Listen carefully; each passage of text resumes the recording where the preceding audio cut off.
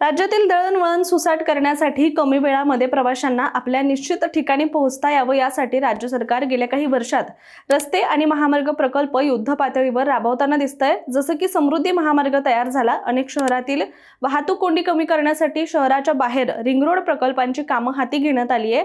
त्याचप्रमाणे राज्यासाठी महत्त्वाचा असणारा प्रकल्प म्हणजेच महाराष्ट्र शक्तीपीठ महामार्ग, ज्याच्या मूळ मंजूर आराखड्यामध्ये मोठ्या प्रमाणात बदल करण्यात आल्यामुळे तो सध्या चर्चेचा विषय ठरतोय। त्यामुळे आपण शक्तीपीठ महामार्गाची सिरीज देखील सुरू केली आहे आणि नागरिकांना यातील प्रत्येक जिल्ह्याबद्दल सुटसुटीत माहिती समजून घेणं सोपं जावं हा आपला यामागचा हेतू आहे। दरम्यान या सिरीज मध्ये आतापर्यंत आपण सातारा, सोलापूर, कोल्हापूर, सिंधुदुर्ग आणि सांगली या जिल्ह्यांबद्दल सविस्तर माहिती देण्याचा प्रयत्न केलाय। त्यामुळे तुम्ही ते व्हिडिओ सुद्धा नक्की बघा। आणि आता आपण वळूया या महामार्गाच्या पुढच्या जिल्ह्याकडे, म्हणजेच लातूर जिल्ह्याकडे। चला तर लगेच सुरुवात करूया। नमस्कार, मी रामेश्वरी आणि तुम्ही पाहताय कट टू कट। लातूर जिल्ह्यातील या महामार्गाच्या महत्त्वाच्या मुद्द्यांवर बोलण्याआधी आपण शक्तीपीठ महामार्गाच्या अधिक महत्त्वाच्या ज्या बाबी आहेत त्या पाहूयात।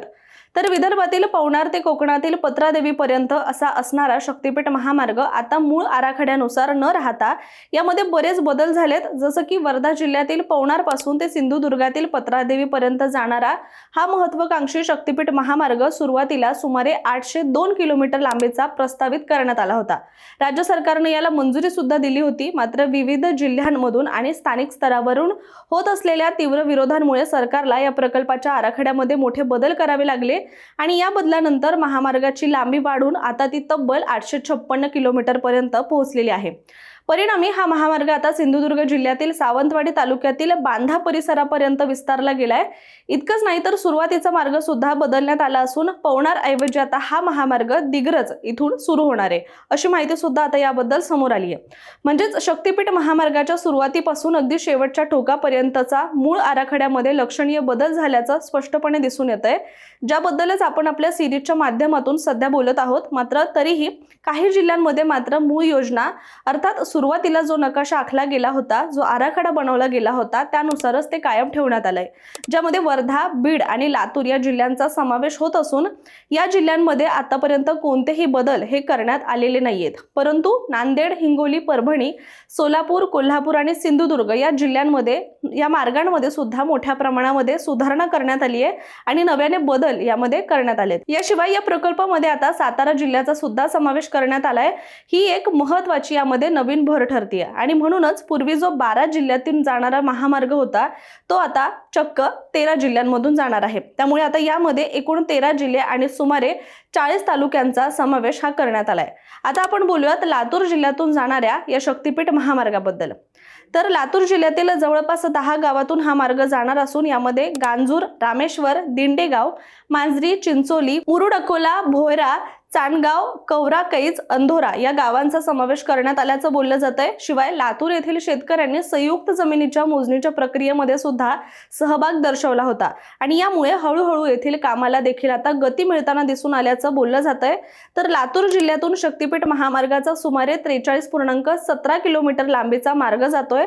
तर लातूर, रेणापूर, औसा या तालुक्यातील 22 गावांमधून हा मार्ग जात असल्याचं म्हटलं गेलंय आणि येथील बाधित शेतकऱ्यांच्या जमिनीची संयुक्त मोजणी प्रक्रिया पार पडली, ज्यामध्ये शेतकऱ्यांनी स्वतःहून प्रक्रियेमध्ये सहभाग घेऊन त्यांच्या जमिनी मोजणीसाठी जिल्हा प्रशासनाला सुद्धा सहकार्य केल्याचं सांगितलं जात आहे।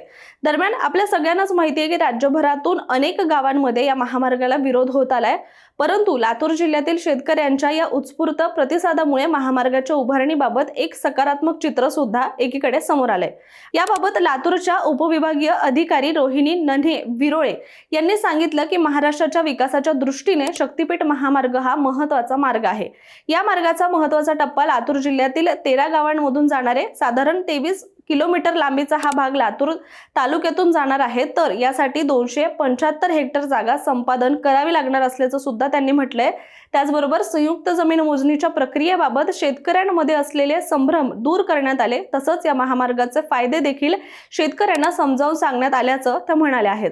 इतकंच काय तर लातूरचे जिल्हाधिकारी आणि उपजिल्हाधिकारी यांनी सुद्धा याबद्दल आपल्या भावना आणि प्रतिक्रिया व्यक्त केली आहे। याबद्दल ते बोलताना म्हणाले की दळणवळणाची साधनं जोपर्यंत सशक्त होऊ शकत नाही तोपर्यंत खऱ्या अर्थानं विकास होऊ शकत नाहीये। समृद्धी महामार्गानंतर आता शक्तीपीठ महामार्ग आता लातूर जिल्ह्यातून जात आहे असं जिल्हाधिकारी वर्षा ठाकूर घुगे यांनी म्हटलंय. तर एकूणच काय तर शक्तीपीठ महामार्गामुळे विदर्भ, मराठवाडा आणि पश्चिम महाराष्ट्र यांच्यातील कनेक्टिव्हिटी कमालीची वाढेल, ज्यामुळे ज्या गावांची नावं आजपर्यंत आपण कधीच ऐकली नव्हती ती गावं आता ऐकू येतील आणि अशा गावांकडे सुद्धा आता विशेष लक्ष सुद्धा दिलं जाऊ शकतं आणि त्या गावांचा सुद्धा विकास होईल, याबद्दल काही शंका नाहीये. त्याचबरोबर तरुणांना आपल्याच गावामध्ये व्यवसाय सुरू करता येतील, नोकरीच्या विविध संधी उपलब्ध होतील. म्हणजेच काय तर आतापर्यंत मागे राहिलेल्या जिल्ह्यांना आर्थिक मुख्य प्रवाहामध्ये आणणारा सुद्धा हा महामार्ग दुवा ठरणार असल्याचं बोललं जातंय.